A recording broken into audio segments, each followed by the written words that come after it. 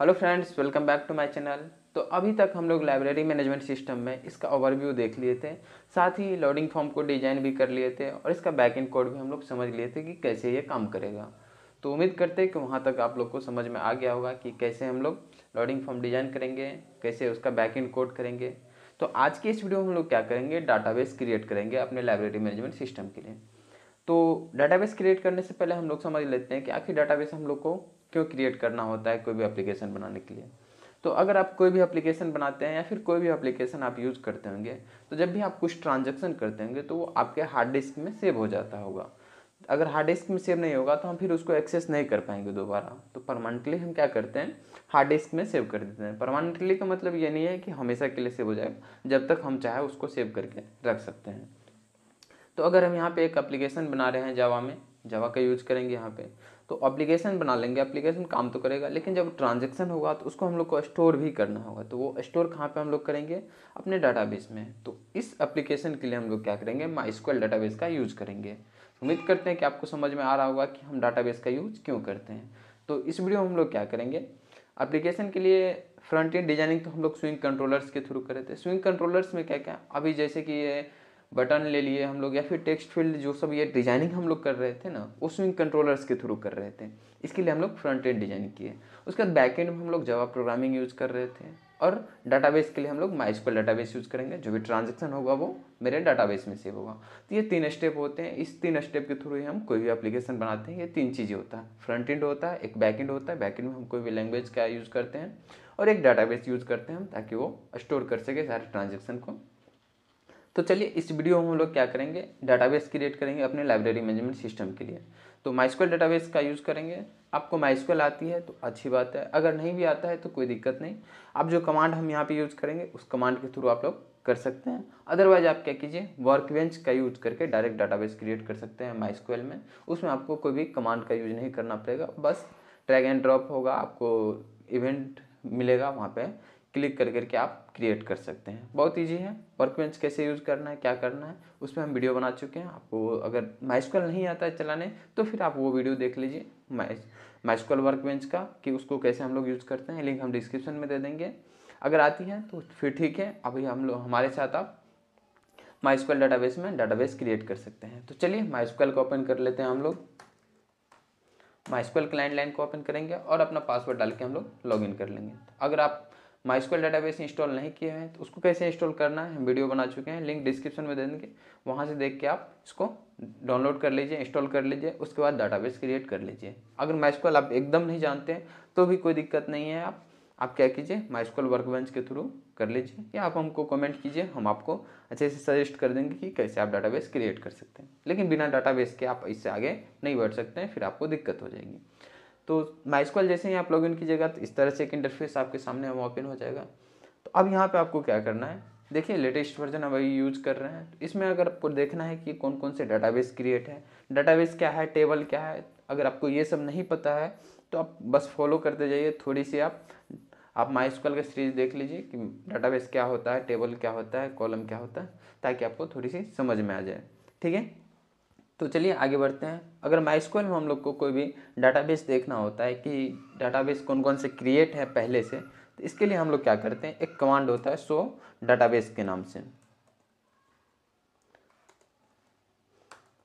जैसे show database देके semicolon देके इंटर प्रेस कीजिएगा तो जो भी डाटाबेस आपके डाटा माइस्क्ल में क्रिएट रहेगा वो आपको यहाँ पे शो हो जाएगा, कौन कौन से डाटाबेस क्रिएट है पहले से। बाय डिफ़ॉल्ट अगर इंस्टॉल भी कीजिएगा तो कुछ डाटाबेस आपके माइस्क्ल में पहले से इंस्टॉल रहेगा, आप उसको डिलीट नहीं कीजिएगा, नहीं तो फिर आपका ये काम करना बंद कर देगा। पहले से क्रिएट रहेगा, आप चाहे तो अपना भी क्रिएट कर सकते हैं। तो अभी तो हम लोग अपना डाटाबेस क्रिएट करेंगे, क्योंकि पहले से जो क्रिएट है उसमें तो स्टोर करेंगे नहीं अपना। तो अपना डाटाबेस क्रिएट करने के लिए हम लोग क्या करते हैं, क्रिएट डाटाबेस कमांड का यूज करते हैं। तो यहाँ पर हम लोग क्या लिखेंगे, क्रिएट डाटाबेस, उसके बाद डाटाबेस का नाम लिखेंगे। ठीक है, तो लाइब्रेरी हम मैनेजमेंट सिस्टम के लिए हम लोग एप्लीकेशन बना रहे हैं, तो हम लोग लाइब्रेरी नाम से ही डाटाबेस भी बना लेते हैं।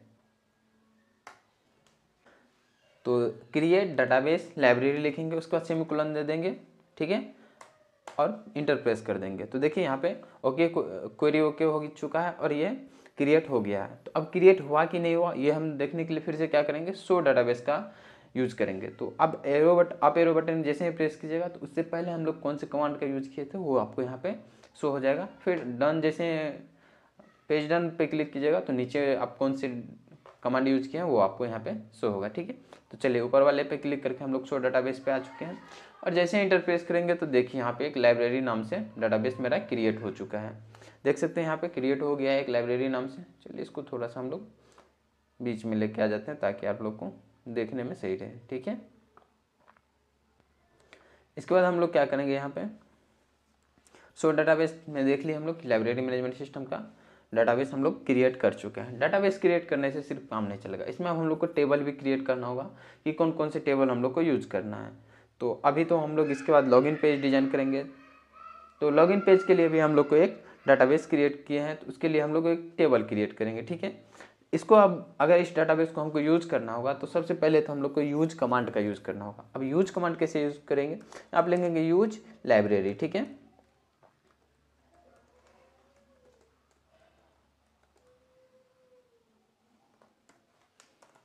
तो यहाँ देखिए डाटाबेस चेंज हो चुका है। अब जो हम करेंट डाटाबेस में है अब यहाँ पे आ चुके हैं लाइब्रेरी में। अब इसमें हम कोई भी टेबल को देख सकते हैं, कौन कौन से टेबल बने हुए हैं पहले से, या फिर क्रिएट भी कर सकते हैं।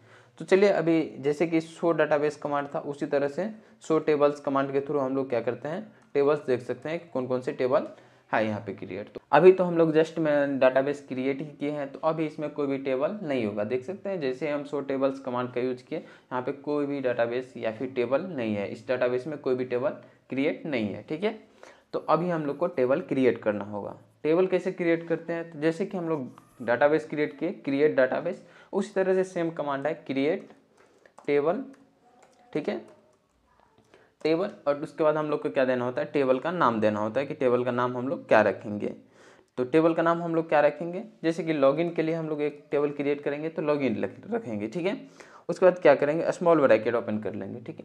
अब इसमें हम लोग को पास करना होगा कि कॉलम कौन कौन सा देने वाले हैं। तो लॉगिन के लिए हम लोग क्या क्या कॉलम देने वाले हैं, तो जैसे कि हम लोग देखे थे कि लॉगिन में हम लोग को क्या चाहिए, एक यूजर आईडी और एक पासवर्ड चाहिए, ठीक है। तो यहाँ पे हम लोग क्या लिखेंगे, लॉगिन, पहला क्या पास करेंगे हम लोग यहाँ पे लॉगिन, ठीक है। या तो इंटर प्रेस कर देंगे, नीचे आ जाएंगे। अब यहाँ से हम लोग लिखेंगे लॉगिन। लॉगिन के लिए यूजर आईडी, यूजर आईडी पहला कॉलम कौन सा होगा मेरा, यूजर आईडी का, ठीक है। उसके बाद सेकेंड में हम लोग क्या देंगे, स्पेस देंगे। उसके बाद इसका हम लोग डाटा टाइप देंगे। डाटा टाइप क्या होता है इसमें, अगर माइस्क्यूएल आप थोड़े भी पढ़े होंगे तो इसमें डाटा टाइप होता है। डाटा टाइप क्या होता है कि कौन से टाइप के हम लोग डाटा इसमें स्टोर करने वाले हैं। तो varchar दे देंगे, एक varchar इसका डाटा टाइप का नाम है, ठीक है। उसके बाद इसमें हम लोग को पास करना होता है कि इसका रेंज कितना देना है या फिर इसका कैपेसिटी कितना देना। तो यूजर आईडी हम लोग मैक्सिमम कितने लेंथ का रख सकते हैं वो यहाँ पे हम लोग को देना है कि कितने लेंथ का हो सकता है। तो चलिए हम लोग 35 दे देते हैं, आपके अनुसार जितना होना चाहिए वो आप दे दीजिए। उसके बाद कॉमा देंगे, इंटर प्रेस करेंगे। सेकेंड कॉलम हम लोग को क्या रखना है, यूजर आईडी के बाद हम लोग क्या लिखेंगे, पासवर्ड। पासवर्ड इसका भी हम लोग क्या करेंगे, डाटा टाइप varchar रखेंगे और इसमें हम लोग फिर से लेंथ फिक्स करेंगे, कितने लेंथ तक का दे सकते हैं। चलिए इसका 25 दे देते हैं, ठीक है। उसके बाद अगर हम प्राइमरी की लगाना चाहते हैं तो प्राइमरी की लगा सकते हैं। तो यूजर आईडी में चलिए हम लोग क्या करते हैं, प्राइमरी की लगा देते हैं। नहीं भी लगाएंगे तो कोई दिक्कत नहीं। तो यहाँ पे हम लोग क्या लिखेंगे, प्राइमरी की। प्राइमरी की क्या होता है, ताकि हम लोग कोई डुप्लीकेट वैल्यू या फिर उसको हम खाली नहीं छोड़ सकते हैं अगर प्राइमरी की लगा दिए, ठीक है। अब प्राइमरी की लिखेंगे, स्मॉल ब्रैकेट ओपन करेंगे और किस टेबल में लगाना है उस टेबल को हम लोग को यहाँ पे लिखना है। तो यूजर आईडी, ठीक है, इसमें लगाना है। तो इसको हम लोग इस तरह से पास कर देंगे, ओके। उसके बाद देखिए इसके लिए हम लोग ब्रैकेट ओपन किए थे, तो अब इसके लिए हमको ऑफ भी करना होगा। चलिए इसको ऑफ करते हैं। उसके बाद फिर से सेमीकोलन देंगे और इंटर प्रेस कर देंगे।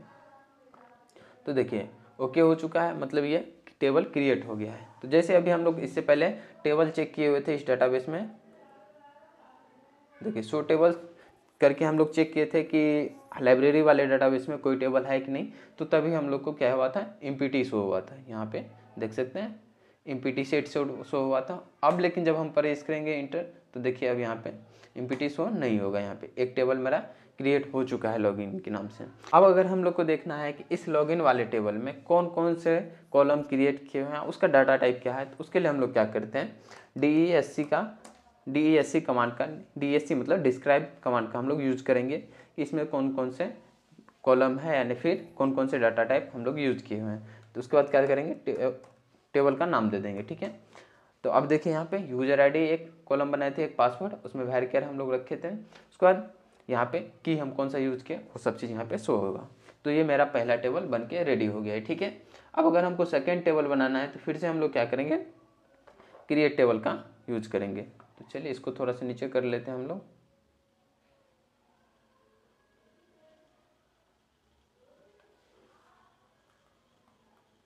क्रिएट टेबल, अब क्रिएट टेबल में हम लोग क्या करेंगे, दूसरा टेबल बनाएंगे। इस बार हम लोग क्या करेंगे, स्टूडेंट का डिटेल सेव करना है हम लोग को एक टेबल में, तो स्टूडेंट के नाम से एक टेबल बना लेते हैं, ठीक है।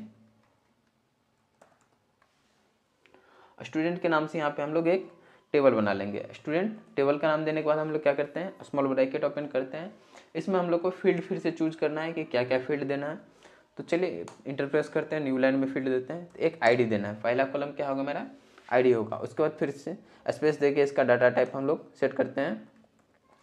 तो varchar दे देंगे, या फिर जिस टाइप का आपको डाटा स्टोर करना है, इसमें आईडी इंटीजर रखना चाहते हैं तो आपको इंट यहाँ पे देना। चलिए हम इंट ही रख लेते हैं इस आईडी, ठीक है, इंट रखेंगे। उसके बाद हम लोग क्या करेंगे, कोमा दे देंगे। उसके बाद हम लोग क्या करेंगे, सेकंड कॉलम का यहाँ पे नाम देंगे। तो सेकंड कॉलम का नाम हम लोग क्या दे देते हैं, नेम दे देते हैं, ठीक है। इसका फिर डाटा टाइप हम लोग दे देंगे, और डाटा टाइप varchar अगर देते हैं तो उसमें मैक्सिमम कितना लेंथ तक देना है वो भी हम लोग लिखना है। तो मैक्सिमम चलिए 25 दे देते हैं। उसके बाद कॉमा दे देंगे, फिर इंटर प्रेस करेंगे। नेम के बाद हम लोग क्या रखने वाले हैं, कोर्स, ठीक है। उसके बाद इसका भी डाटा टाइप हम लोग यहाँ पे दे देंगे, varchar दिए। इसके बाद इसका फिर से मैक्सिमम लेंथ फिक्स करेंगे, कोमा देंगे। और तीसरे के बाद चौथा कौन सा हम लोग कॉलम रखने वाले हैं, ब्रांच रखने वाले थे, ठीक है। जो भी आपको कॉलम रखना है यहाँ से आप उसका नाम रख सकते हैं, फिर उसका डाटा टाइप आप यहाँ पे सेट कर सकते हैं। तो चलिए डाटा टाइप हम लोग कुछ भी सेट करते जाते हैं। ब्रांच ज़्यादा लेंथ का होगा नहीं, तो इसलिए इसका मैक्सिमम लेंथ हम लोग कम कर देते हैं, ठीक है।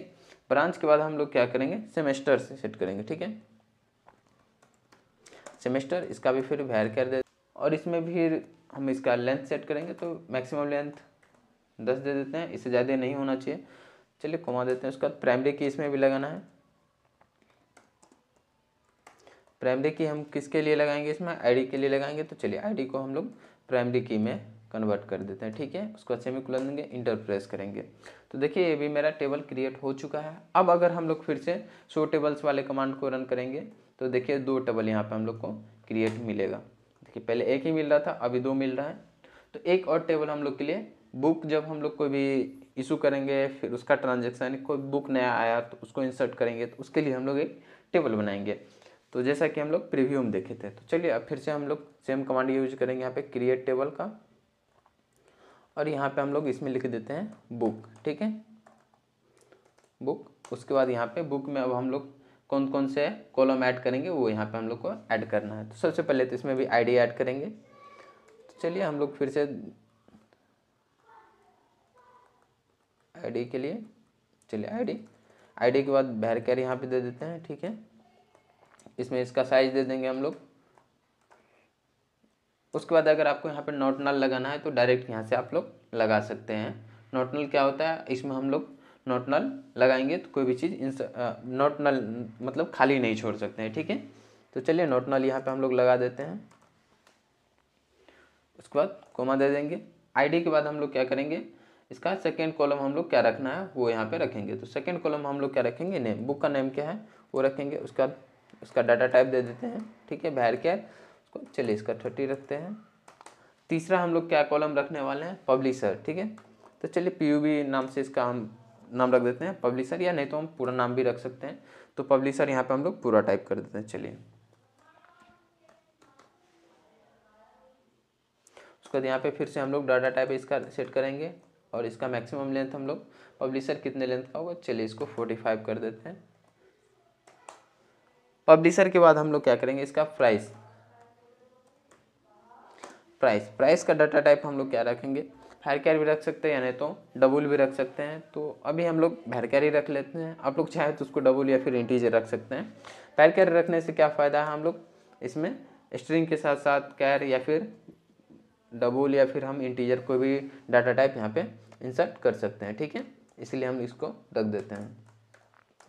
प्राइस के बाद हम लोग क्या करेंगे, नेक्स्ट कॉलम ऐड करेंगे। प्राइस के बाद एस्टेब्लिश ईयर क्या था उसका, तो ईयर हम लोग ले लेते हैं। चलिए ईयर में भी फिर वैरकेर हम लोग दे देते हैं और इसका भी साइज सेट करेंगे। देन इसके बाद हम लोग क्या करेंगे, स्टेटस। अब ये इशू है कि नहीं है बुक, वो स्टेटस हम लोग क्या करेंगे, यहाँ से स्टेटस वाले फील्ड में रख लेंगे। स्टेटस लिखेंगे, उसके बाद वैरकेर लिखेंगे। वैरकेर क्यों लिख रहे हैं, सबसे ज़्यादा डाटा टाइप हम लोग वैरकेर का यूज करेंगे, इसलिए वैरकेर यहाँ पे लिख ले रहे हैं। चलिए 35 इसका भी दे देते हैं।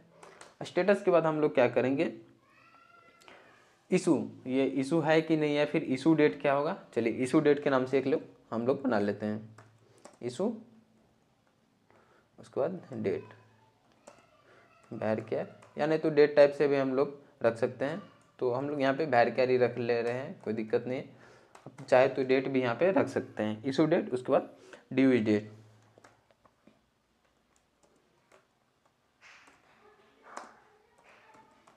इसका भी डाटा टाइप वैरकेर रखेंगे, फिर इसका भी साइज हम लोग सेट करेंगे, ठीक है। देन उसके बाद हम लोग क्या करेंगे, लास्ट कॉलम स्टूडेंट आईडी यहाँ पे लिखेंगे। स्टूडेंट आईडी यहाँ पे हम लोग क्यों रख रहे हैं, वो जो स्टूडेंट आईडी है हम लोग स्टूडेंट टेबल से लेके आएंगे इसमें, कि वो स्टूडेंट आईडी हम लोग इसमें फिल करेंगे, कौन सा स्टूडेंट यहाँ से बुक लेके गया है, कौन सा नहीं लेके गया, ठीक है। स्टूडेंट आईडी के नाम से एक बना देते हैं आईडी। उसके बाद इसमें भी फिर हम लोग वैरकेर दे देंगे, यानी तो अगर स्टूडेंट आईडी में हम लोग क्या किए थे, इंटीजर लिए थे, तो यहाँ पे भी हम लोग इंटीजर ले लेते हैं, ठीक है, इंट। अब यहाँ से हम लोग को किसी को अगर प्राइमरी की बनाना है तो फिर से यहाँ पे भी हम लोग प्राइमरी की ऐड करेंगे। अगर नहीं बनाना है तो प्राइमरी की हम यहाँ पे नहीं देंगे, सिंपल। ये जो ऑन किए थे हम लोग स्मॉल ब्रैकेट, इसको ऑफ करके दे सकते हैं, लेकिन हम लोग क्या करते हैं, प्राइमरी की यहाँ पे लगा देते हैं। प्राइमरी की किस में लगाएंगे हम लोग, प्राइमरी की लगाने के लिए चलिए प्राइमरी की हम लोग आईडी में लगा देते हैं, ठीक है। ये आईडी जो बनाए थे हम लोग बुक के लिए, इस आईडी में हम लोग प्राइमरी की लगा देते हैं। और जैसे ही इंटर प्रेस करेंगे, देखिए एक टेबल क्रिएट हो गया। अब अगर हम शो टेबल कमांड का यूज़ करेंगे यहाँ पे, तो हम लोग का क्या होगा, कौन कौन सी टेबल क्रिएट है यहाँ पे दिख जाएगा। देखिए 3 टेबल यहाँ पे क्रिएट हो चुका है। अगर हम लोग जैसा कि बोले थे DSC कमांड का यूज़ करके देख सकते हैं कि किस में कितना टेबल क्रिएट है, या फिर कौन से कॉलम क्रिएट है नहीं है। तो अब यहाँ पे देखिए स्टूडेंट, अगर हम यहाँ प्रेस करेंगे तो स्टूडेंट में क्या क्या है, या फिर अगर हम बुक प्रेस करें, बुक देके इंटर प्रेस करें, तो बुक में कौन कौन से हम लोग क्रिएट किए हैं, क्या उसका डाटा टाइप है नहीं है, प्राइमरी की है कि नहीं, नॉट नल है या फिर नहीं है, नल इंसर्ट कर सकते हैं कि नहीं, वो हर चीज़ यहाँ पे आपको मिल जाएगा यहाँ से। तो मेरा डाटाबेस क्रिएट हो चुका है। उम्मीद करते हैं कि आपको समझ में आ गया होगा कि इसमें डाटाबेस हम लोग कैसे क्रिएट करते हैं। अगर आपको कमांड लाइन से प्रॉब्लम आ रही है डाटाबेस क्रिएट करने में, तो कोई दिक्कत नहीं, आप क्या करो, माइस्क्वेल वर्कबेंच का यूज़ करके भी डाटाबेस क्रिएट करो, आपको यहीं पे शो होगा। डाटाबेस कैसे क्रिएट करना है माइस्क्वेल वर्कबेंच में, उसमें हम वीडियो बना चुके हैं, लिंक दे देंगे हम डिस्क्रिप्शन में, वहाँ से आप लोग देख सकते हैं। सिंपल आपको माइस्क्वेल वर्कबेंच यहाँ पे सर्च करना है, देखिए माइस्क्वेल वर्कबेंच आ जाएगा। जैसे ही आप माइस्क्वेल इंस्टॉल कीजिएगा तो उसके साथ साथ वर्कबेंच भी इंस्टॉल हो जाएगा। अगर नहीं हो रहा है तो आप हमको कमेंट कीजिए, हम रिप्लाई कर देंगे। यहाँ से ओपन कीजिए आप, और उसमें अगर डाटाबेस क्रिएट कीजिएगा तो माइस्क्वेल में ही आपका डाटाबेस क्रिएट होगा। तो चलिए इस वीडियो में इतना ही रहने देते हैं। उम्मीद करते हैं कि आपको समझ में आ गया होगा कि हम लोग डाटाबेस क्यों करते हैं अपने एप्लीकेशन में, फिर डाटाबेस और बैकएंड में क्या अंतर है, फ्रंट एंड क्या होता है, बैकएंड क्या होता है, डाटाबेस क्या होता है, ये सब चीज़ आपको समझ में आ गया होगा। और साथ ही आप डाटाबेस क्रिएट कर लिए होंगे अपने लाइब्रेरी मैनेजमेंट सिस्टम के लिए। तो अगर हो चुका है यहाँ तक, तो चलिए इस वीडियो को ख़त्म करते हैं, मिलते हैं फिर से नेक्स्ट वीडियो में। और इसके बाद आगे हम लोग देखेंगे कि कैसे अब हम लोग बैकएंड कैसे करेंगे और फ्रंट एंड कैसे करेंगे, क्योंकि सारे टेबल्स के लिए हम लोग डाटाबेस क्रिएट कर चुके हैं। चलिए इस वीडियो को यहीं पे ख़त्म करते हैं, मिलते हैं फिर से नेक्स्ट वीडियो में।